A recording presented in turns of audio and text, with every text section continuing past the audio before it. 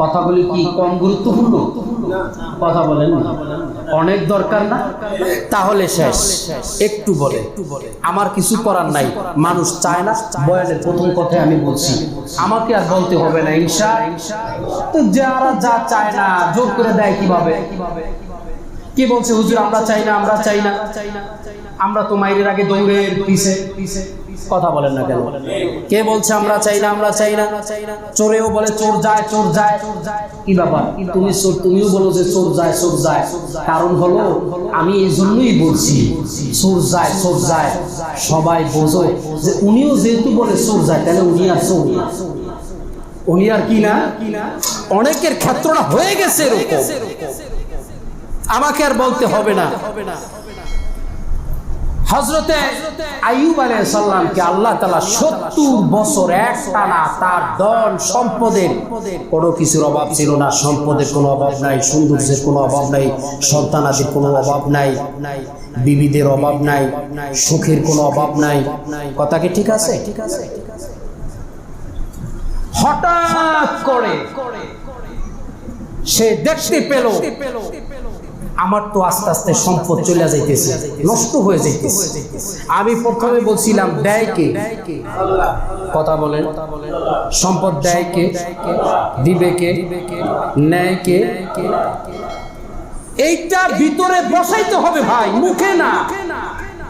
বিশ্বাস করেন সব কথা সব কিছু মুখে, এখন দিলে নাই, পোশাকে নাই, বিবেকে নাই, অন্তরে নাই, মুখে উঠে গেছে। মুখে রাখা যাবে না, অন্তরে বসাইতে হবে। অন্তরে, ঠিক কিনা বলে?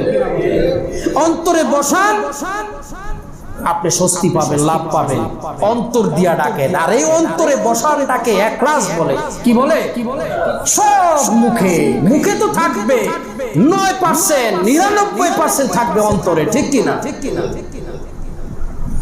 তো আল্লাহ তাআলা হযরতে আইয়ুব আলাইহিস সালামকে আল্লাহ জানিয়ে দেন।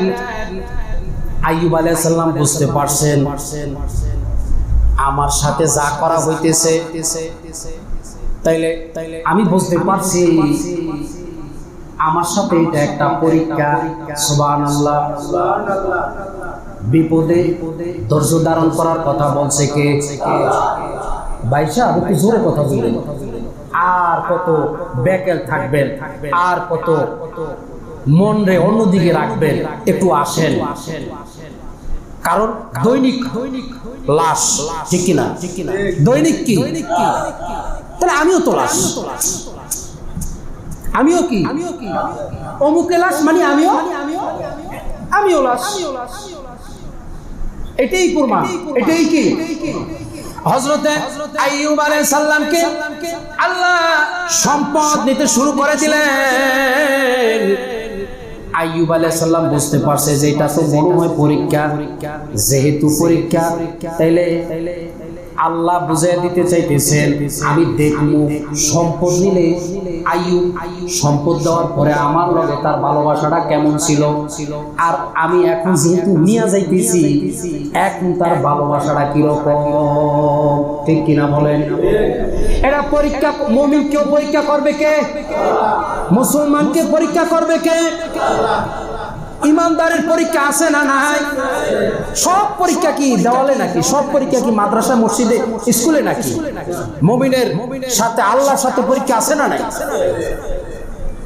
ভাইরা আমার, একটা একটা করে স্ত্রীরা চলে গেল। এখান থেকে আপনি কি হাসিল করতে চাইতেছেন? স্ত্রীরা চলে গেল, তোমার দ্বারা থাকবো না। কি জন্য থাকবো? আগে খাওয়াইছো, অন্তত খাওয়াইতে পারো না।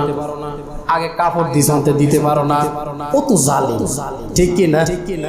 আল্লাহ বলেন মুমিন বান্দা গুনাহ করো, তারপর আমি কই আহারে আমার বান্দা গুনাহ করছো, তুমি আবারও তাওবা করো, আমার কাছে ছুটে এসো। যদি তুমি আমার কাছে ছুটে এসো, আমি আল্লাহর অনেক মায়া লাগে। আমি আল্লাহ ঘোষণা দিলাম বান্দা যখন ফিরে আসতেছে আমি তার সব গুনাহগুলোকে মাফ করে দিব।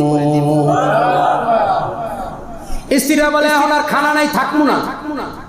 কাপড় নাই থাকবো না, এখনো তো চলে। গয়না দিছেন দেন না, নাই। দিবেন কিনা বুঝাল স্ত্রী, আমার তো এখন নাই, পারি না। এখন তুমি কি করবা? ধৈর্য ধারণ করতে পারবা? এত কথা বললেন না, এত ধৈর্য ধারণের চাই নেই। আমাদের ডালে আমনে থাই না, আমার ডালে আমি থাই, ঠিক কিনা বলেন? একজন স্ত্রী কয়, আহারে আল্লাহ দিছেন, নিয়ে গেছেন, আবার দিতেও তো পারে, ঠিক কিনা বলেন না?